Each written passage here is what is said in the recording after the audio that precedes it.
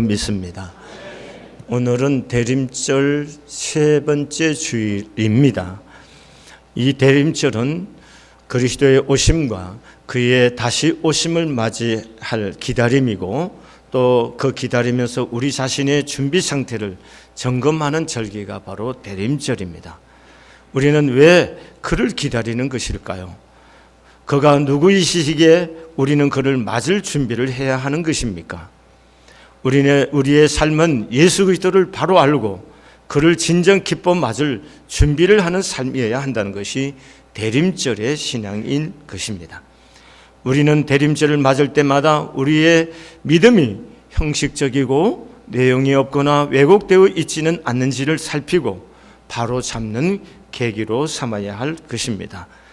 그래서 이 대림절 기간 이번 세 번째 주일로서 제가 예수는 왜 오셨느냐 하는 문제를 가지고 본문의 말씀 갖고 계속 전하고 있습니다. 오늘 요한복음 6장에는 오병이어의 기적이 나옵니다. 예수님께서 베세다 들판에서 보리떡 5개와 물고기 2마리로 5,000명을 먹이고 12광줄이 가득히 거두는 기적을 보였습니다. 그런데 이러한 놀라운 기적을 목격하고도 이스라엘 사람들은 예수를 믿지 아니했습니다. 그래서 36절에 보면 예수님께서 너희는 나를 보고도 믿지 않는다 이렇게 말씀했습니다.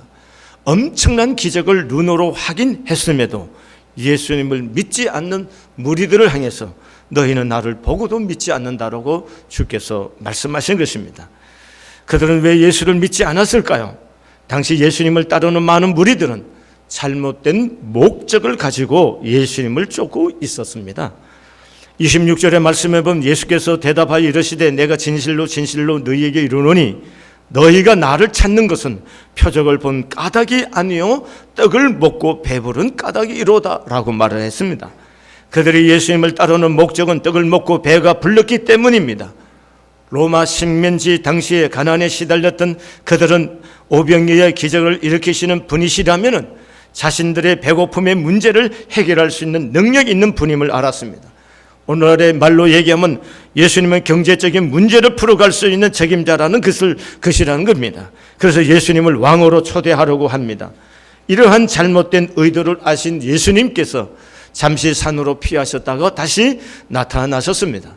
그리고 오병이어의 기적의 의미를 설명하고 있는 것입니다. 오병이어의 기적은 육신의 배고픔을 해결하려고 보이신 것이 아니라는 것입니다. 그러면서 예수께서 하십니다. 말씀하시기를 이스라엘 백성들이 광야에서 길을 걸어갈 때 하늘에서 만나가 내렸습니다. 그래서 매일 아침마다 이스라엘 백성들이 그 만나를 거두어서 먹었습니다. 그렇게 먹었던 광야의 만나는 일시적인 허기를 채운 양식이었다고 말합니다. 그러나 예수님은 자신이 바로 하늘로부터 내려온 산떡, 생명의 떡이라고 말씀하고 있습니다. 그러면서 예수께서 하신 말씀이 35절에 예수께서 이르시되 나는 생명의 떡이니 내게 오는 자는 결코 줄이지 아니할 터이요 나를 믿는 자는 영원히 목마르지 아니하리라 이렇게 말씀하셨습니다. 광야의 만나는 다시 배고프지만 생명의 떡이신 예수를 먹는 자는 결코 줄이지도 영원히 목마르지 않는다는 말씀을 하고 있는 것입니다. 유대인들은 당장 육신의 떡을 생각하고 떡을 제공해 줄 수 있는 경제 문제를 해결할 수 있는 예수로 봤지만 예수님은 떡의 경제 문제가 아닌 영혼의 문제를 얘기하고 있는 거고 영생의 문제를 얘기하고 있다는 것입니다. 사랑하는 교회 여러분, 저명한 심리학자 지그문트 프로이드라는 사람은 이렇게 말합니다. 사람은 늘 사랑이 부족해서 사랑을 갈망한다. 사람은 사랑이 없으면 갈증을 느낀다고 말씀했습니다. 칼 융이라는 심리학자도 인간은 모두 안전하고 평화롭게 살기를 원한다고 말했습니다. 알프레드 아둘러라는 심리학자도 사람은 인생을 의미 있게 살기를 원한다고 했습니다. 사랑이 없고 안정감이 없고 의미가 없으면 인생의 갈증을 느낀다는 그런 얘기인 겁니다. 왜 사람이 갈증을 느낀 거예요? 여러분 배고프면 돈이 없으면 돈이 없는 대로 인생을 허겁지겁 살고 있고 돈이 많으면 많은 대로 인생의 의미가 없어서 인생이 허무하고 인생에 뭔가 허기져서 뭔가 배고파서 여기저기를 떠돌면서 이것저것 하면서 기웃거리며 인생을 살고 있습니다. 왜 그럴까요?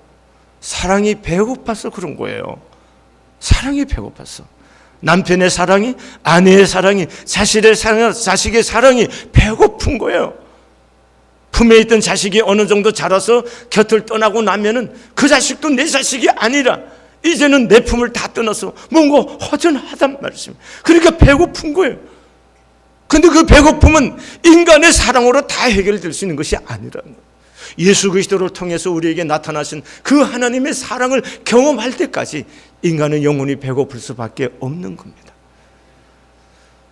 그래서 예수 그리스도는 생명의 떡이라고 말하고 예수는 생수라고 말하는 겁니다.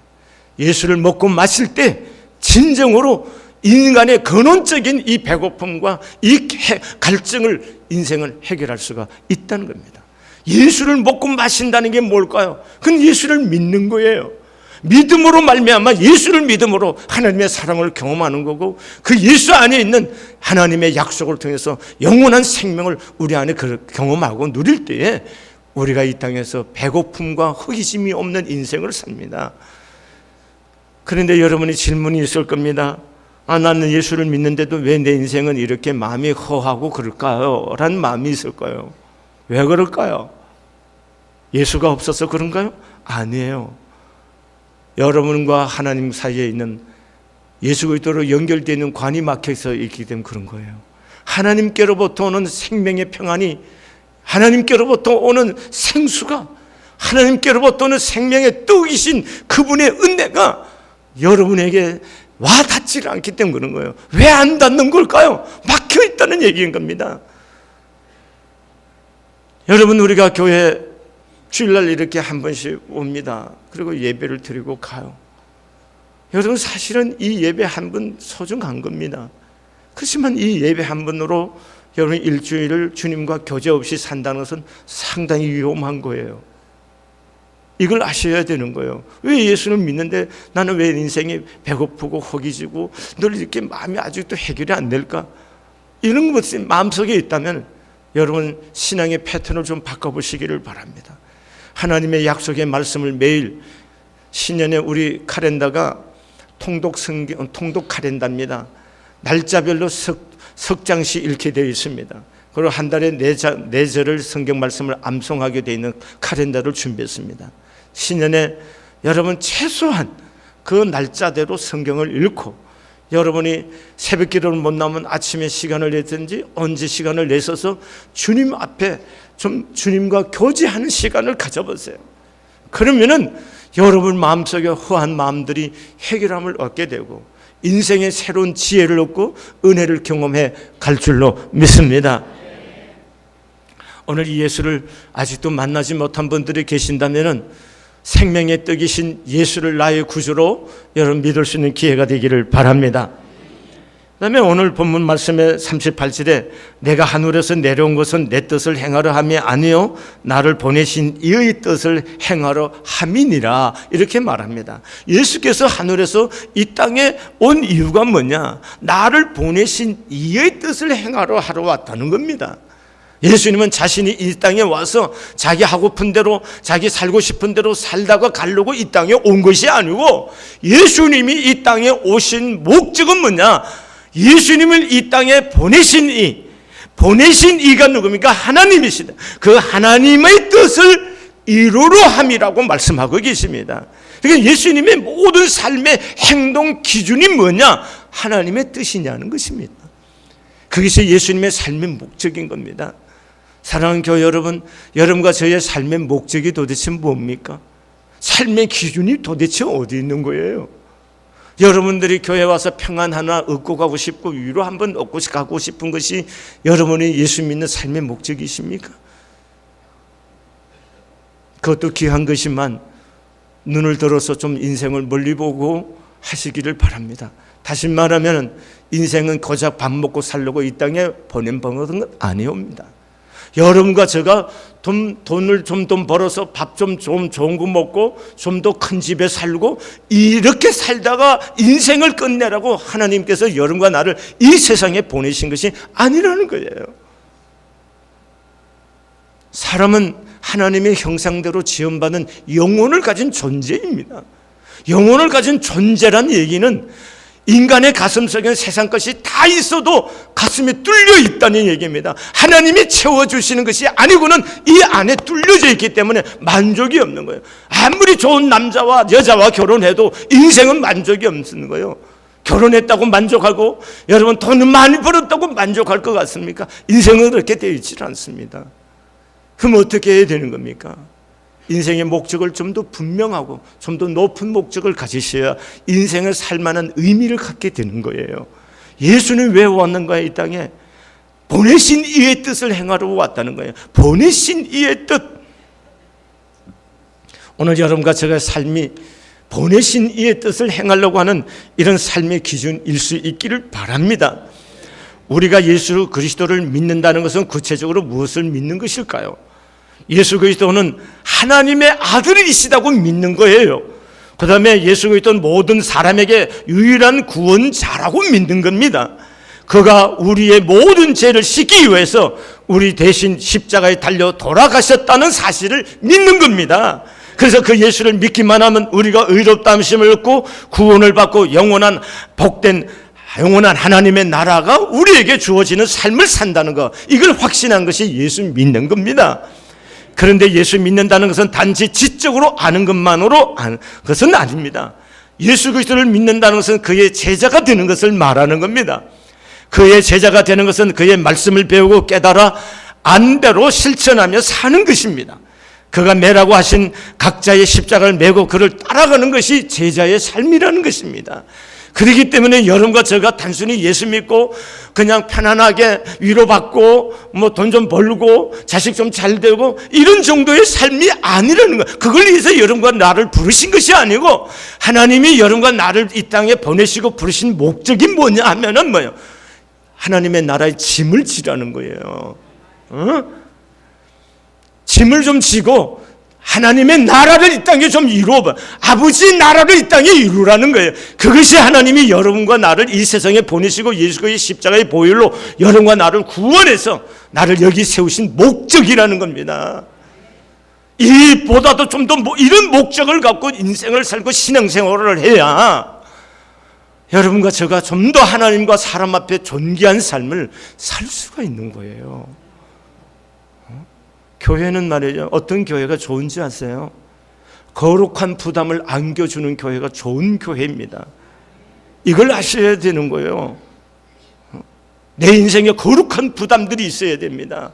그래서 그 거룩한 부담으로 하나님께 응답해 살려고 하는 이 몸부림이 있을 때 영혼도 인생도 다 새로워질 수 있는 거예요. 사랑하는 교회 여러분, 여러분과 저의 삶이 한 분밖에 없잖아요.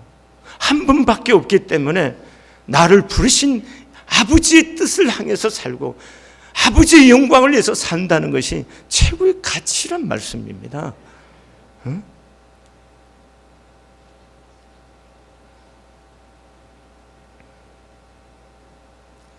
그 다음에 39절과 40절에 보시면은 나를 보내신 이의 뜻은 내게 주신 자 중에 내가 하나도 잃어버리지 아니하고 마지막 날에 다시 살리는 이것이니라. 내 아버지의 뜻은 아들을 보내고 믿는 자마다 영생을 얻는 이것이니 마지막 날에 내가 이를 다시 살리라 하시니라. 44절의 말씀에 보면 나를 보내신 아버지께서 이끌지 아니하시면 아무도 내게 올 수 없으니 오는 그를 마지막 날에 내가 다시 살리라. 이게 세 구절 반복되는 단어가 있습니다. 문장이 다시 살리리라. 다시 살리리라는 겁니다. 다시 살리리라는 말은 뭘까요? 부활과 영생을 주시는 것을 말합니다. 아버지의 뜻이 뭐냐는 거예요. 아버지의 뜻을 이루기 위해서 이 땅을 예수님 사시는데 그 아버지의 뜻이 뭐냐? 사람이 영혼이 구원받는 거라는 겁니다. 예수 그리스도를 믿어서 사람이 영생을 얻고 구원 얻는 것, 이것이 아버지의 뜻이라는 거예요. 이 아버지의 뜻을 위해서 예수님은 십자가에서 자기 몸을 내어줘서 십자가에서 대속물로 자기 몸을 십자가에 내어주셨던 것이에요. 그런데 우리가 그 예수님의 인생이 실패했던 인생이라고 말합니까? 그렇지 않잖아요.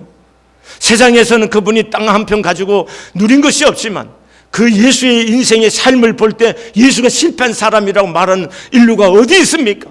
그가 예수를 믿는 사람이든 안 믿는 사람이든 예수를 향해서 실패했던 사람 아무도 없잖아요. 예수만이 성공한 사람이라고 말합니다. 누가 얘기한 줄 아세요? 나폴레옹이 그의 마지막 인생을 섬에서 갇혀 있을 때 자기는 다 가진 것 같았지만 가진 것이 없어요.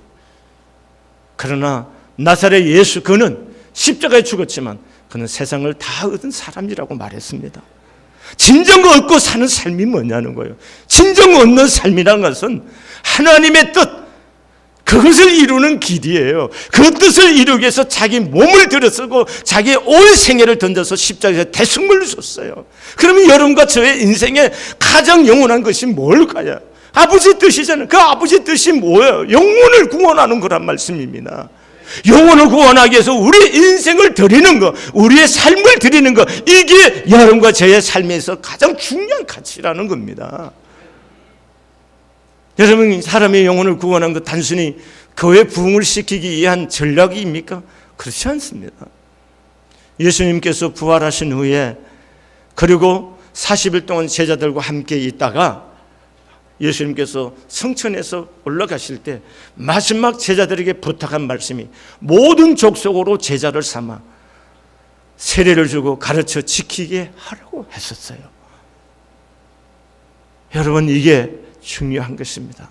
신년에 우리 성안교회에 두 가지 비전이 있습니다. 그게 뭐냐? 첫 번째, 영혼 구원입니다. 두 번째 비전이 뭐냐? 제자 삼는 겁니다. 여러분을 저의 제자로 삼는 것이 아닙니다. 여러분과 제가 그리스도의 제자가 되는 거고, 또 사람의 영혼을 구원시켜서 그 구원받은 사람으로 하여금 그리스도의 제자로 양육하는 것이 우리 성안교회의 두 가지 비전이요 사명이라는 거예요. 이것에 우리 생애를 다 던지고 교회가 모든 에너지를 여기 쏟으려고 하는 겁니다. 단순히 교회를 성장시킨 전략이 아니에요. 이것은 주께서 우리에게 주신 위대한 명령이라는 거예요. 명령. 그것이 우리에게 참된 가치입니다. 다니엘서 12장 3절의 말씀에 보면 사람을 옳은 대로 인도한 사람은 하늘에서 별과 같이 빛나리라 그렇게 말씀했습니다. 우리의 최고의 가치가 돼. 아버지의 기준이잖아요. 사람들이 나를 뭐라 하느냐? 그게 그렇게 중요합니까? 시간이 가면 의미 없는 거 아시잖아요. 내가 나를 생각하는 것도 시간이 가면 아무 의미 없는 것인 것을 아시잖아요. 살아 이만큼 살아보면 다 아는 거잖아요. 그러나 중요한 것은 마지막 날 아버지 앞에 섰을 때 아버지가 나를 향해서, 하나님 아버지가 나를 향해서 뭐라고 얘기하느냐는 거죠. 우리는 그 아버지 앞에 섰을 때를 생각하면서 그 받을 상급을 바라보면서 지금 여기를 살고 있는 거예요. 이미 아버지 앞에 받을 것을 믿기 때문에 그 아버지 앞에 받을 상급을 향해서, 그 면류관을 향해서 지금 여기서 내 삶을 아버지 앞에 올려드리고 사는 거예요. 그게 뭐예요? 가장 큰 가치가 뭐예요? 영혼 구원이라는 겁니다. 교회 존재 목적이면 영혼 구원이에요. 여러분과 제가 삶에서 가장 중요한 목적이 뭐냐? 영혼 구원이라는 거예요. 어떻게 하든지 내 시간과 내 삶을 하나님께 드려줘서 한 사람이라도 영혼을 구원할까? 이것이 여러분과 제가 존재할 이유라는 겁니다. 세상은 모여 앉아서 뭐 얘기합니까?